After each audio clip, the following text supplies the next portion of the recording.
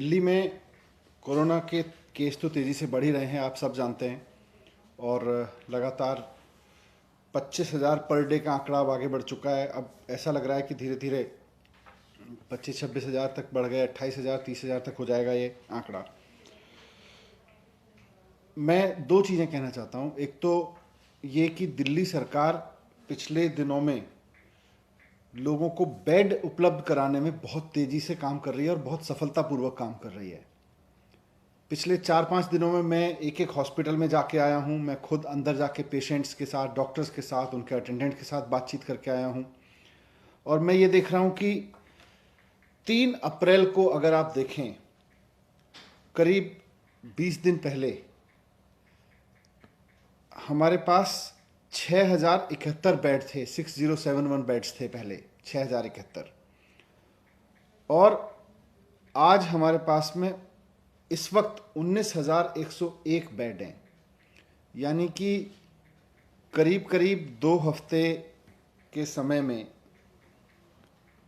2-2.5 हफ्ते के समय में 3 गुना से ज़्यादा बेड बढ़ा दिए गए हैं। 19,000 बेड्स इस वक्त दिल्ली में उपलब्ध हैं, दिल्ली में हैं, जिन पे पेशेंट्स हैं। इसमें से 2,500 बेड्स अभी भी वैकेंट हैं। तो बहुत तेज़ी से वॉर फुटिंग पर बेड्स की संख्या बढ़ाई है दिल्ली सरकार ने। और इतनी तेज़ी से कहीं संभव नहीं हो सकता था, लेकिन फिर भी सारे रिसोर्सेज लगा के, सारी मैन पावर लगा के, पूरे जितने भी हमारे पास में रिसोर्सेज थे उनको ऑप्टिमम यूटिलाइजेशन करते हुए हमने 3 गुना बेड्स कर दिए हैं। 6,071 से बढ़ा के 19,101 बेड हो गए हैं केवल 2 से 2.5 हफ्ते के अंदर अंदर। अभी मैं पिछले दिनों सीएम साहब के आदेश पर लगातार एक एक हॉस्पिटल में गया हूँ। सीएम साहब की निगरानी में डिस्कशन हुआ है और वहाँ भी उनकी कैपेसिटी को हमने जितना हो सकता है उतना बढ़ा के यूज़ करने का डिसीजन लिया है। इसमें बुराड़ी जो हॉस्पिटल है हमारा, वहाँ अभी 320 बेड हैं। इसको हम बढ़ा के 800 बेड का कर रहे हैं। 480 बेड यहाँ पे बढ़ जाएंगे। इसी तरह से जो हमारा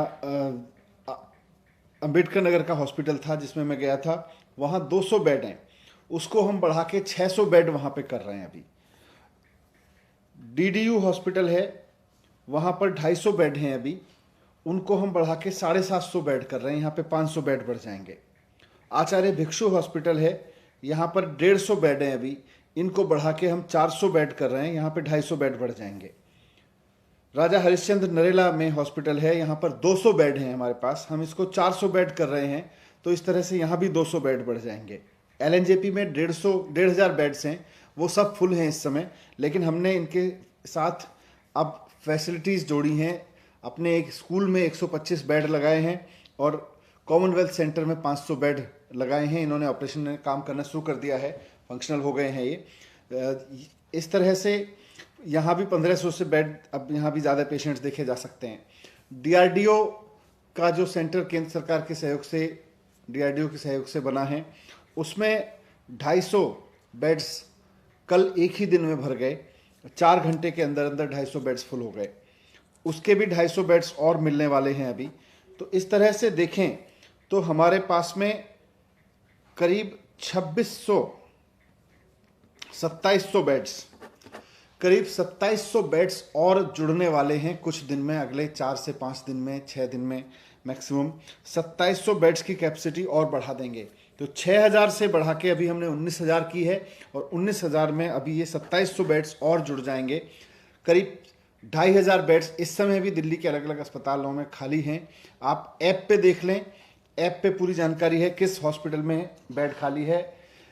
एक चीज़ और मैं रिक्वेस्ट करना चाहूँगा कि पैनिक में ना आए, एकदम कोरोना होते ही हॉस्पिटल ना भागें। कोरोना का सबसे बढ़िया और सबसे ज़्यादा लोग जो कोरोना से ठीक हो रहे हैं वो होम आइसोलेशन में हो रहे हैं। होम आइसोलेशन में ही रहें। अगर किसी कारणवश बुखार नहीं उतरता है, बुखार ज़्यादा आ रहा है या कोई और सिम्टम्स डेवलप हो रहे हैं और आपको खांसी या उस तरह की चीज़ें ज़्यादा बढ़ रही हैं, शिकायत बढ़ रही है, डॉक्टर से कंसल्ट करके आप हॉस्पिटल जा सकते हैं। आपको बेड मिल सकता है। आप ऐप पे जाएं, जिस हॉस्पिटल में आपको बेड है उसी में जाएं। इधर उधर ना भागें, वरना इधर उधर भागने में आपकी भी एनर्जी जाती है और हॉस्पिटल्स के आगे भी अन्यथा लाइन लगती है, हॉस्पिटल्स के आगे भी अन्यथा प्रेशर बनता है। तो जिस हॉस्पिटल में आपके लिए बेड उपलब्ध है, मुख्यमंत्री जी ने आदेश दे दिए हैं कि कोई भी हॉस्पिटल अगर ऐप पर ठीक जानकारी नहीं देगा, यानी कि अगर बेड उपलब्ध हैं और एडमिशन नहीं देगा, या वो बाद में कहेगा मेरे पास गलत जानकारी हमने उपलब्ध कराई हुई थी और एडमिशन नहीं दे सकते, उसके खिलाफ कार्रवाई की जाएगी। 2 हॉस्पिटल्स के खिलाफ कार्रवाई पहले भी कर चुके हैं। फिर से कहना चाहूँगा, पैनिक ना करें।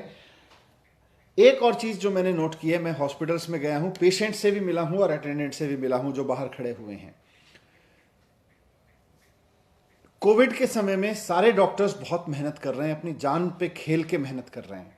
वो किसी भी कीमत पे आपकी जान बचाना चाहते हैं, भले ही उनको कोरोना हो जाए। पूरा का पूरा मेडिकल स्टाफ इस पे लगा हुआ है। मैं जब हॉस्पिटल में जाता हूं तो नीचे खड़े हुए अटेंडेंट को सबसे ज़्यादा इससे शिकायत मिलती है कि साहब कई दिन हो गए हमारे पेशेंट को डॉक्टर ने नहीं देखा। मैं जब जाके उसी पेशेंट से हॉस्पिटल के अंदर मिलता हूं, वो भी कहते हैं कि हाँ जी डॉक्टर नहीं आए। जब डॉक्टर मेरे साथ पीपी किट में खड़े होते हैं और मैं खुद पीपी किट पहन के खड़ा होता हूं हॉस्पिटल में, तो मैं पूछता हूं ये डॉक्टर साहब हैं, ये आए थे आपके पास?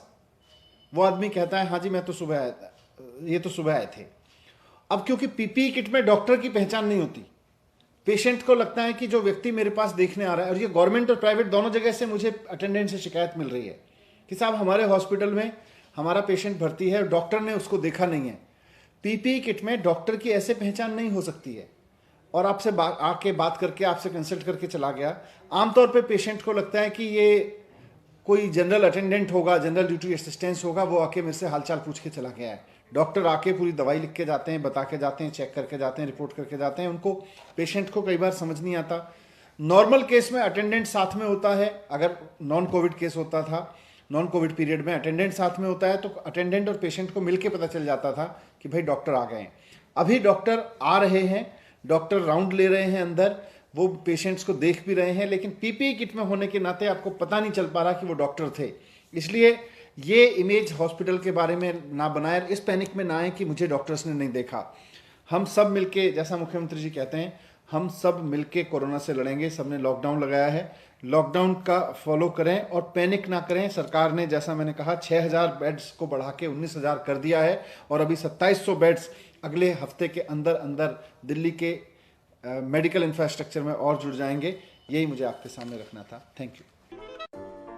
अगर आपको हमारा वीडियो पसंद आया हो तो इसे लाइक करें, सब्सक्राइब करें और साथ ही बेल आइकन दबाना ना भूलें।